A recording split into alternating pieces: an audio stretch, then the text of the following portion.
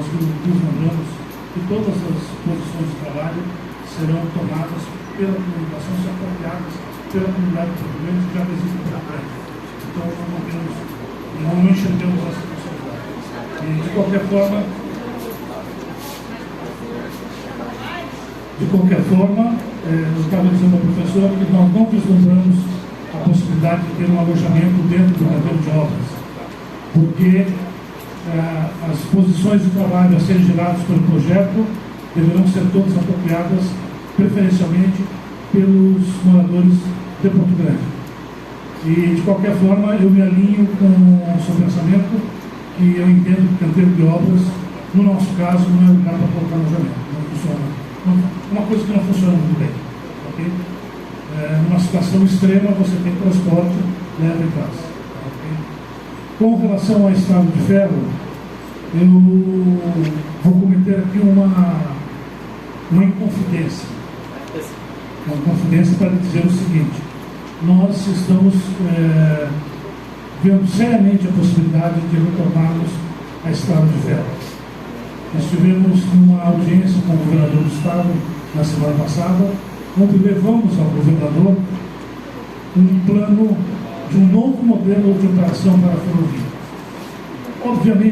Obviamente, existem percalços jurídicos que precisam ser ultrapassados para que isso se viabilize. Existe viabilidade financeira para que isso se viabilize, porque a estrada praticamente tem que ser refeita. E isso nós estamos falando de um investimento da ordem aí de no mínimo 100 milhões a 150 milhões de dólares para fazer uma nova estrada. Essa é a nossa perspectiva. Mas isso não nos desanima, pelo contrário. São os desafios que movem as pessoas, são os desafios que fazem as coisas avançarem. Nós já conversamos, já deixamos um modelo para o governador está analisando e em breve talvez a gente tenha uma boa notícia no sentido de pensar num plano de retomada da ferrovia, que para nós seria a medida mais viável possível, porque isso economizaria recursos com combustível, tempo e diminuir o custo logístico. Ok? Estamos nos encaminhando para o final das perguntas. Quem irá fazer uso agora da palavra é o Padre Sisto. Em seguida, nós temos a Mirceia, o seu Aldenilson e a dona Roseni.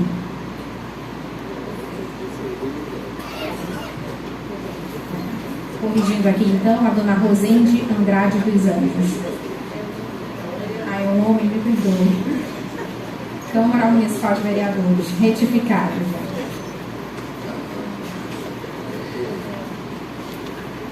Então, toda vez que tem algum questionamento que não dá para responder, o seu Paulo, ele fala em mitigação. Tem algo que não dá para prever no futuro, mas se houver algum impacto, vai ser mitigado. Eu também sou estrangeiro, igual ao senhor que está sentado lá, mas tem uma coisa que eu aprendi quando eu cheguei no Brasil, que pimenta nos olhos dos outros é refresco para mim.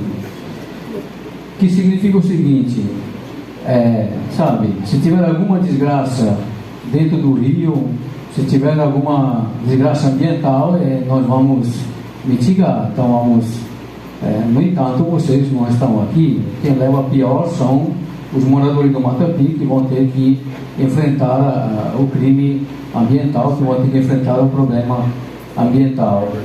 É bom para quem não está aqui falar de mitigação. Quando a gente olha, de fato, o estudo de impacto ambiental, eu tive acesso ao primeiro volume na mídia. E a gente vê que tem algumas coisas que que já podem ser levadas em consideração agora, e que, na verdade, não foram levadas em consideração. Primeiro, a maior parte do ramal de acesso à colônia do Matapi está dentro do polígono da empresa. Aí o senhor fala que não vai ter problema algum. Eu acompanho um problema lá na Pedra Branca do Mapari, um conflito judicial, no qual a empresa fechou praticamente o acesso dos moradores ao próprio local de trabalho. Isso pode ser conferido pelo site do TEJAP, Anacleto Gomes e José de Jesus. Aí você bota lá e confere o processo judicial. Cá entre nós, é bom definir aquilo que é da empresa e aquilo que é dos agricultores. Eu dou esse conselho para vocês, que cada qual tenha o seu ramal. Os agricultores têm o deles e vocês vão fazer o de vocês. E essa era uma proposta que eu ia fazer, mas o Jean me antecipou. Aí vocês põem o material lá no trem e levam de trem para Santana. Cada qual tem a sua infraestrutura, porque aonde houver, se houver algum problema, isso vou já dizer pela experiência que eu tenho, a primeira vez que uma carreta fechar uma moto ou der algum acidente, para vocês provarem que foi a carreta que fechou a moto, vocês vão chorar sangue e não vão conseguir. É o mesmo problema que estava dizendo o promotor. Para você provar que a rachadura da casa foi efeito da hidroelétrica, vocês vão chorar sangue e não vão conseguir porcaria nenhuma ainda. Então é bom que seja bem definida as coisas. E nisso aí o Estado tem que ajudar muito. A Secretaria do Meio Ambiente tem que ajudar não só na saída, mas também na entrada do projeto. Outra coisa que eu vi lá no projeto e não está nada claro, é que onde houver a área diretamente afetada, é uma área onde logo aí embaixo tem uma nascente do Matapi. Quem conhece um pouquinho a área aí sabe que tem uma ladeira chamada ladeira do Inglês, lá embaixo tem uma nascente. São várias nascentes do Matapi, mas lá é uma delas. E não está nem levado em consideração no primeiro estudo de impacto ambiental. Eu não sou técnico, mas eu moro aqui há 34 anos, então conheço um pouquinho a região. Isso não foi nem levado em consideração. Outra coisa, que como coordenador da Comissão Pastor da Terra, gostaria de perguntar assim diretamente, é o seguinte: geralmente quando uma mineradora vem, ela trabalha em regime de concessão de uso.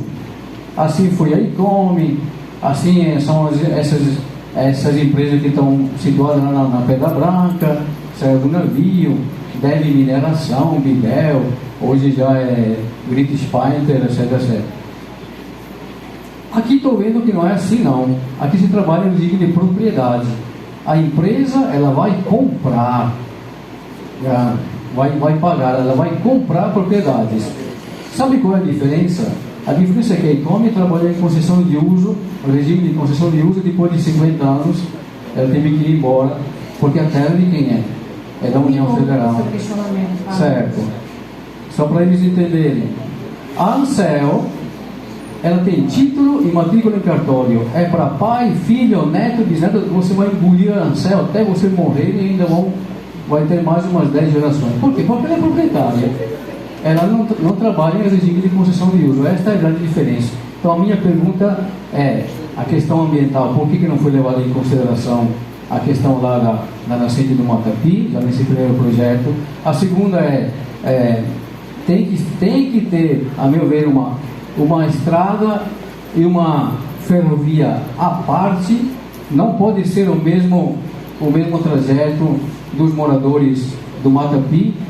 Em terceiro lugar, tem muitas outras questões, mas a questão é fundiária, que eu acho que desse jeito também a doutora Thalia teria que chamar uma patela para compor essa situação aqui, porque se for comprada, proprietário matriculado em cartório, titular e matriculado em cartório, tem que ter também a presença do órgão técnico competente.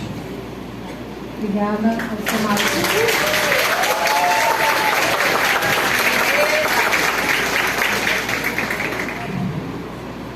Olha, o que eu posso falar a respeito da nascente do Matapi é que dentro do nosso programa de recursos hídricos, todo trabalho que vai ser realizado na área vai estar contemplando, né? Que trabalho vai ser realizado, como é que vai ser feito, que medidas mitigatórias vão ser utilizadas, né? Dentro do programa de gestão de recursos hídricos. Então, assim, a gente tem que ir para o próximo passo, né? Aquilo que eu falei mais cedo, quando chegar no próximo passo e você receber o detalhamento dos programas, avalie. Vai estar lá para consulta pública, vai estar dentro do site da SEMA.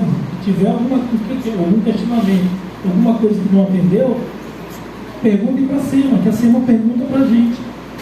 O que eu posso lhe falar é isso, certo? É o trabalho que a gente vai realizar no futuro. Tá bom?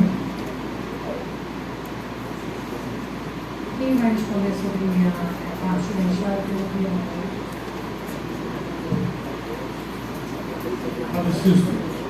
Nós gostaríamos muito de ter essa ferrovia, você pode acreditar nisso. Mas no momento existem ainda obstáculos, né, que precisam ser vencidos para que ocorra uma verdadeira retomada da ferrovia. Mas eu concordo com o senhor que a ferrovia é a melhor solução para todos. Mas nesse momento, considerando a situação atual da ferrovia, a situação legal da ferrovia também, até porque já existe uma empresa que tem a concessão da ferrovia, né, e não está fazendo nenhum investimento na ferrovia há anos, né, nós não temos o que fazer, estamos de mãos atadas em relação a isso. Mas somos, sim, favoráveis à retomada da ferrovia e à utilização plena da ferrovia.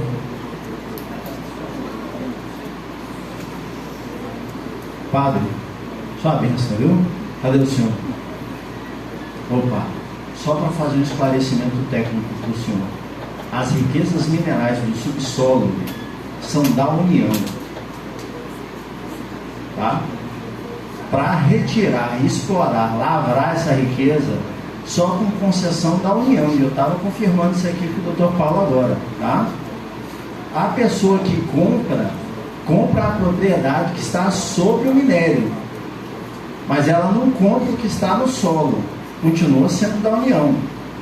Talvez a empresa tenha interesse em fazer contratos de compra e venda com quem esteja lá para comprar a superfície, para poder explorar o que está embaixo, para ocupar a área para explorar o que está embaixo, com concessão da União.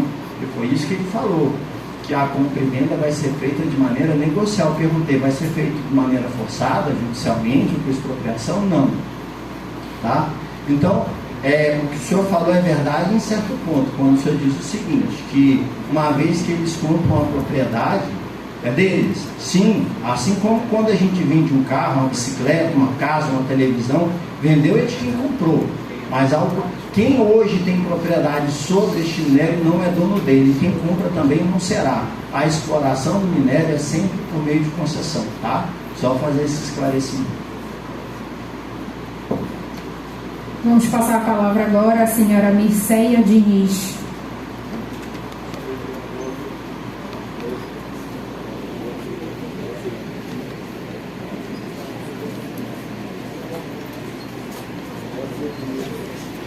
Boa tarde a todos. Me chamo Mirceia, sou moradora da colônia agrícola do Matapi, e alguns pontos que eu tinha elencado aqui, eles já foram contemplados na fala de diversas pessoas que já me antecederam.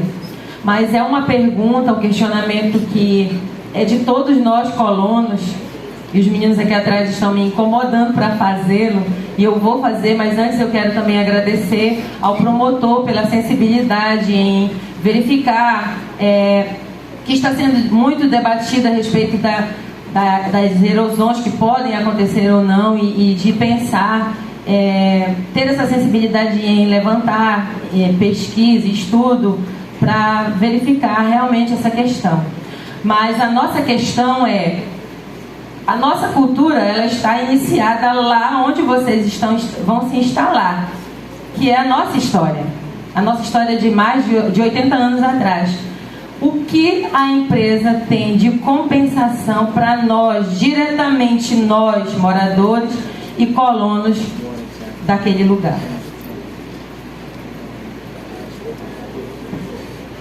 Bem, eu gostaria de dizer que, em relação às compensações, quando você pensa em compensação, você não pode fazer uma imposição, não é um processo que se dá de cima para baixo, e sim de baixo para cima. Então isso é uma coisa que nós queremos construir com as comunidades, discutindo no amplo diálogo, para ver de que forma nós podemos estabelecer e fixar compensações. Elas serão contempladas mas não é nós que devemos dizer que tipo de compensação vamos fazer. Nós queremos ouvir o que a comunidade vai nos dizer, porque, como eu disse, é um processo que é construído de baixo para cima. Cerimonial para a próxima pergunta. Passamos a palavra então ao senhor Aldenilson Pereira de Araújo. Preto.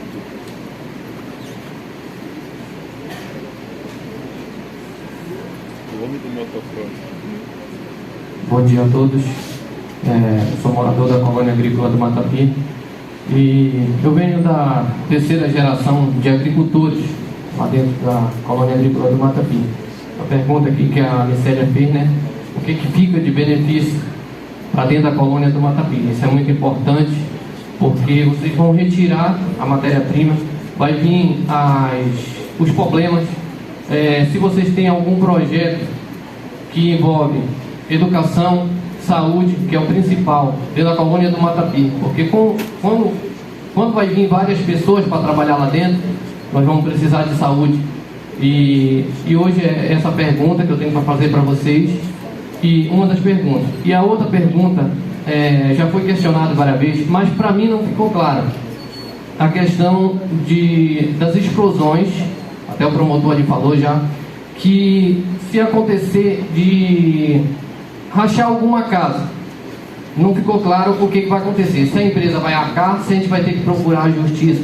Porque, um exemplo, quando aconteceu lá em Brumadinho, quando teve a audiência pública, disseram que nada ia acontecer, e aconteceu o desastre. Então eu queria saber se a gente tem que entrar na justiça, se por acaso aconteceu alguma coisa assim, ou se é de responsabilidade da empresa.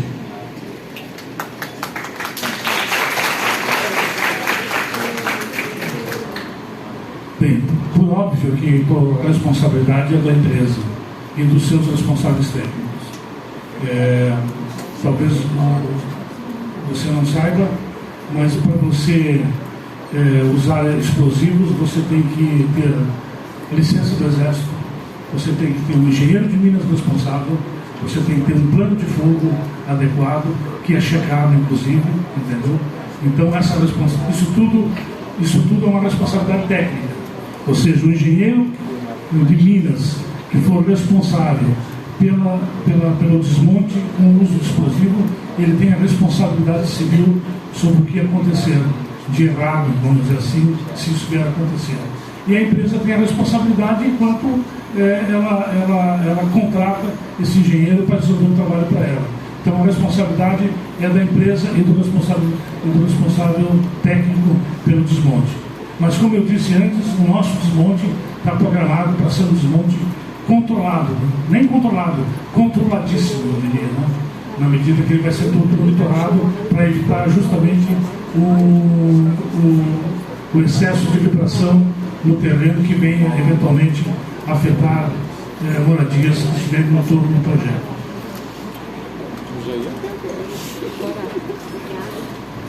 Doutor Pedro, se o senhor quiser vir aqui à mesa, eu vou tomar essa liberdade com a secretária, com o defensor público, eu quero explicar uma coisa.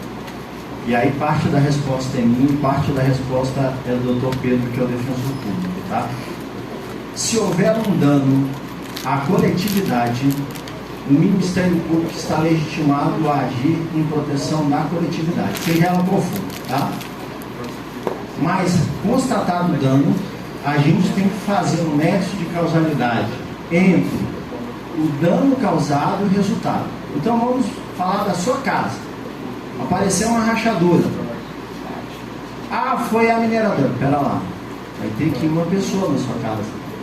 Um engenheiro, um arquiteto, um perito. E ele vai olhar a rachadura que está na sua casa.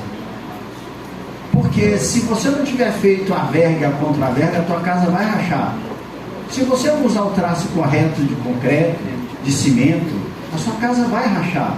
Se você não usar o ferro certo, lá na construção, a sua casa vai rachar, tendo minerador ou não. O perito vai na sua casa e ele vai dizer se a rachadura é uma deficiência estrutural da sua casa, que teve uma deficiência de construção, ou se a tua casa tecnicamente está tudo correto. Mas apesar disso, ter uma rachadura que não é estrutural, não é provocada por uma deficiência da construção. Se a sua casa rachou, a casa do lado também vai rachar. Se for a mineradora, ela pode estar bem construída e ela vai rachar. E aí vai se verificar na comunidade diversas casas rachadas pelo mesmo motivo, que não é a técnica construtiva. Se acontecer isso, o Ministério Público está legitimado. Aí a gente identifica quem são essas pessoas e entra com uma ação no nome da coletividade, chama a empresa para negociar. Extrajudicialmente primeiro, se não der certo judicialmente. A gente pode notificar isso também para o órgão do meio ambiente para tomar as medidas adequadas no licenciamento ambiental e na fiscalização administrativa. Então estou respondendo precisamente para você, foi o que eu falei antes. E o padre está certo quando ele disse, não é que sua casa rachou que você pode logo inferir que foi da atividade mineradora. É preciso investigar isso para saber, tá? Agora, se isso causou apenas uma pessoa o dano e não uma coletividade, o Ministério Público não é advogado de uma pessoa, ele não representa uma pessoa. Só se for um direito indisponível de primeira ordem, como por exemplo, direito à vida. Eu já entrei com ação contra o Estado para remoção aérea de uma pessoa que estava morrendo no hospital, mas ali era a vida que estava em discussão, aí eu estou legitimando. Se for uma questão meramente patrimonial de uma pessoa só, aí você precisa de um advogado. Doutor, eu não posso pagar um advogado. Para isso, o Estado contrata a Defensoria Pública, que é a quem, se a presidente da mesa permitir, eu vou passar a palavra para lhe orientar a comunidade o que fazer quando o dano for específico para uma pessoa, tá? Não coletividade. Obrigado, doutor Benjamin. Então, como já foi muito bem pontuado, é exatamente quando se trata de direitos coletivos, envolve um maior número de pessoas, o Ministério Público ele é o responsável por conduzir todas essas questões. Agora, quando se trata de danos individuais, pessoais, a Defensoria Pública está aqui presente no município de Porto Grande e disponibiliza esse serviço à população. Então, o Dr. Benjamin já fez uma excelente digressão acerca do tema, mas para resumir, deixar de fácil compreensão para todos, quando alguém tem algum prejuízo, algum dano, essa pessoa busca o judiciário por meio de um advogado. Se a pessoa, para você constituir um advogado, isso envolve custos em regra. Então, caso a pessoa não tenha condições financeiras de buscar esse auxílio, de buscar essa reparação, ela pode sim ir até a Defensoria, e esse serviço ele é prestado de forma gratuita. Nós temos alguns critérios, algumas regras para fins da verificação se a pessoa atende a condição para ser assistido da Defensoria, que hoje é de até 3 salários mínimos. Então, se a pessoa ou aquela família possuir uma renda até 3 salários mínimos, ela pode fazer o uso dos serviços prestados pela Defensoria Pública de forma gratuita, não tem nenhum tipo de custo, nenhum tipo de cobrança. E, como bem pontuado já pelo promotor, se eventualmente caso a residência das pessoas venham a sofrer rachaduras, nada impede que esse dano seja pleiteado judicialmente. E até que é importante pontuar, Dr. Benjamin, me permita fazer esse detalhe, que tratando-se de exploração econômica e de exploração ambiental, numa situação dessa, o senhor vai demonstrar que houve uma rachadura, que houve um prejuízo, e até por uma questão de inversão do ônus da prova, e a empresa que vai comprovar que não foi ela que causou essa rachadura. Não é você, o cidadão, o colono, o agricultor, que tem que demonstrar, que tem que comprovar que houve essa rachadura por conta dessas explosões, mas sim a empresa que tem o ônus probatório de demonstrar que não foi ela que causou esse prejuízo. Obrigado. Vamos finalizar então as intervenções orais com o vereador Rui Andrade.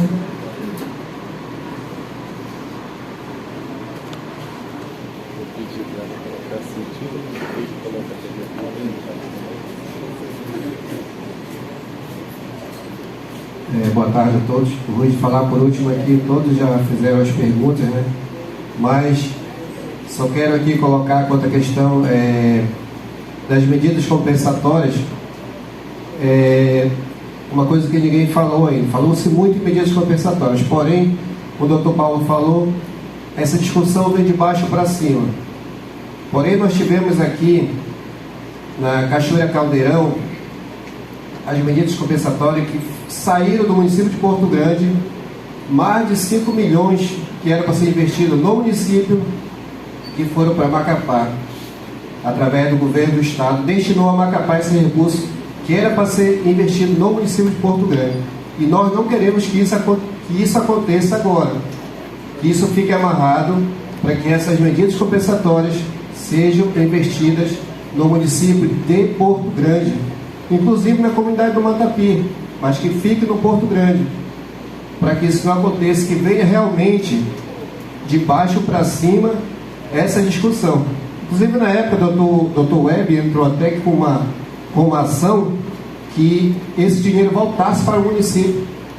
Não sei se o Dr. Benjamin sabe dessa ação, mas que esse dinheiro, mais de 5 milhões, saíram do município. Então, que esse dinheiro fique no município de Porto Grande. Essa é uma das nossas preocupações. Outra coisa que eu queria falar também aqui é sobre essas carretas, essas caçambas que vão transitar dentro do município de Porto Grande. Então, nós temos aqui no inverno, essas caçambas trazem muita lama e soltam nessa rodovia aqui dentro da área urbana do município. O que acontece? Parece que nós estamos andando na estrada de chão. Essas lamas, elas soltam. Que esse caminhão-pipa que vai fazer essa manutenção, que vai jogar essa água na estrada lá no Matapi, onde é de areia, de estrada de chão, que faça essa lavagem desse asfalto aqui dentro do município também, que sejam amarrados nas condicionantes também, que isso seja feito aqui dentro do município também, a lavagem do asfalto, que essas caçambas, elas trazem muita lama para dentro da nossa área urbana. E que esses motoristas dessas caçambas seja feito um curso de capacitação com eles, porque nós vimos aqui que a escoação desse minério que vem lá do Vila Nova, esses caçambeiros, eles vão em comboio daqui para Macapá. Para você fazer uma ultrapassagem é difícil, porque eles não têm orientação, tem fiscalização da Polícia Federal, mas porém é lá no posto. Eles não vejam quando eles vão em comboio daqui, quando você vai 2, 3 caçambas, uma perto da outra, você não tem como fazer ultrapassagem, sem contar que eles não dão sinal. Eles não dão sinal de ultrapassagem. Então são caçambeiros que não estão preparados para esse tipo de serviço, que tem que ser feita essa preparação desses caçambeiros pela própria empresa. Então são esses meus questionamentos sobre essa questão aí, não sei se o doutor vai falar, mas era isso, o ruim de falar por último é que todos já fizeram as perguntas. Obrigado. Vereador, com relação à lavagem da rodovia, nós teríamos um problema de execução disso, na medida que nós temos outros caminhões que vêm de outras localidades com minério. Então, isso seria chover quase no molhado. Nós limparíamos o outro caminhão e faria o mesmo estrago. O que se poderia eventualmente pensar,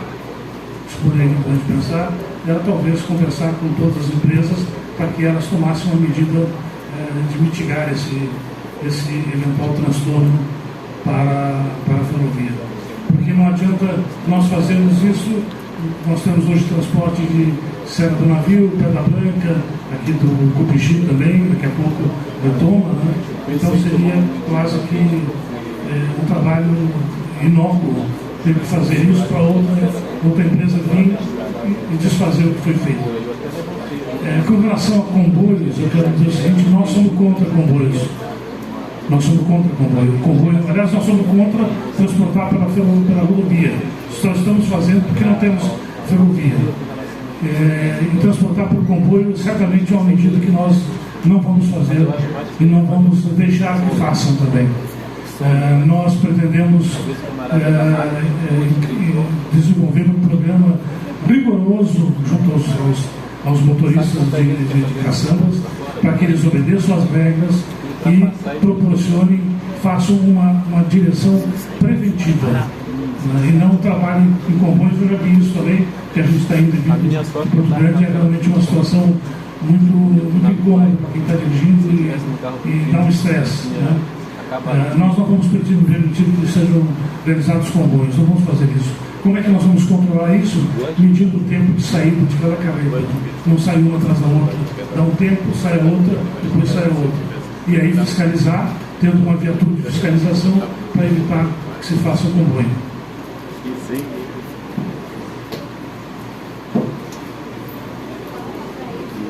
Muito obrigada. A gente encerrou aqui, então, as perguntas. Gostaríamos de agradecer algumas autoridades e algumas personalidades que ainda estão aqui conosco até agora. Agradecer ao Carlos Marques, que está aqui acompanhando todo o processo em nome do vice-governador, Taeli Júnior. Agradecer também aos conselheiros do COEMA, a capitã Flávia, subcomandante do 7º Batalhão da Polícia Militar. Agradecer também ao defensor e ao promotor de justiça que acompanham aqui conosco essa mesa diretora. Passamos a palavra, então, à presidente da mesa. Nós temos uma questão de ordem. O senhor Jonas está dizendo que fez a inscrição e não foi contemplado. Se os senhores autorizarem, até pelo processo democrático, a gente vai conceder a palavra ao senhor, pedindo apenas objetividade.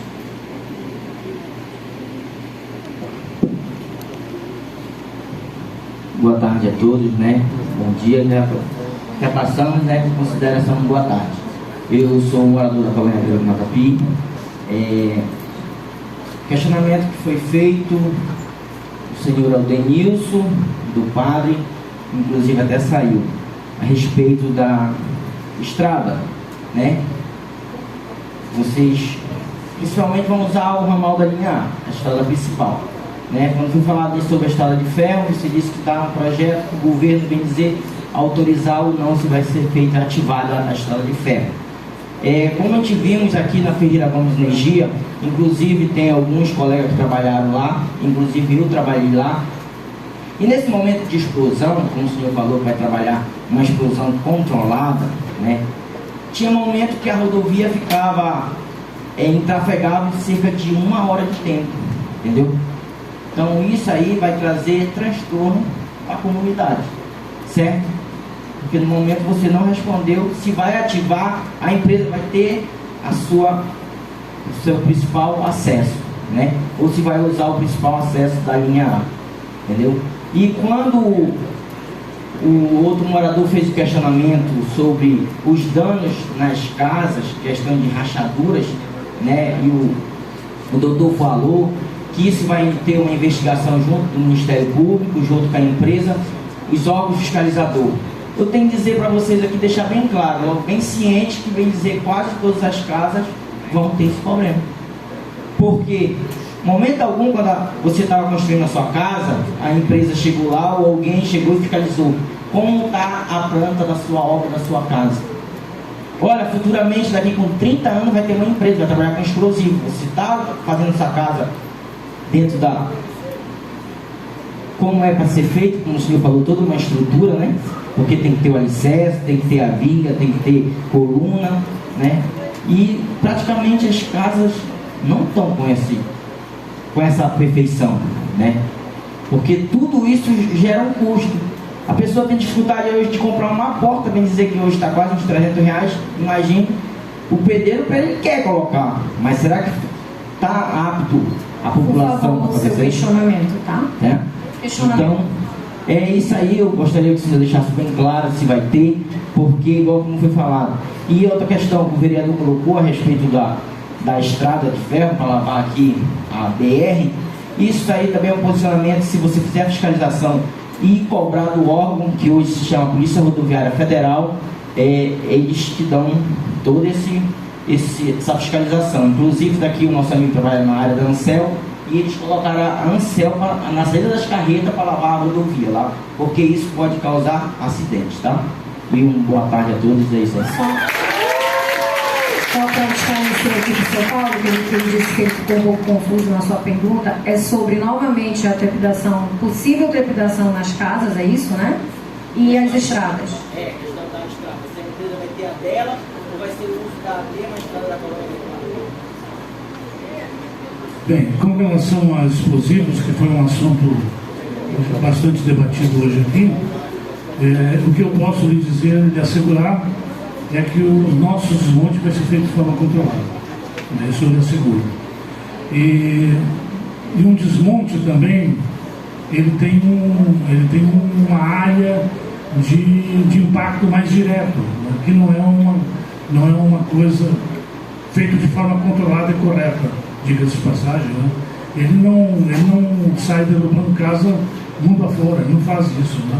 Não, o desmonte é uma coisa controlada. A área de impacto de um desmonte é 400, 500 metros, né? Ele sendo feito de forma controlada, pode até reduzir isso, né? Eu só cito um exemplo de você já deve ter visto na televisão prédios serem desmontados. Aquilo ali é um desmonte controlado, entendeu?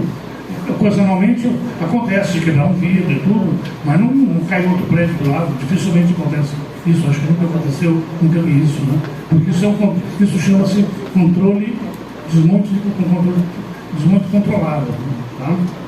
Com relação à estrada, nós vamos, num primeiro momento, utilizar a estrada. Mas se a utilização da estrada trouxer um inconveniente muito grande para a comunidade, nós podemos pensar numa solução alternativa. Mas eu lhe garanto já que a estrada vai ficar bem melhor.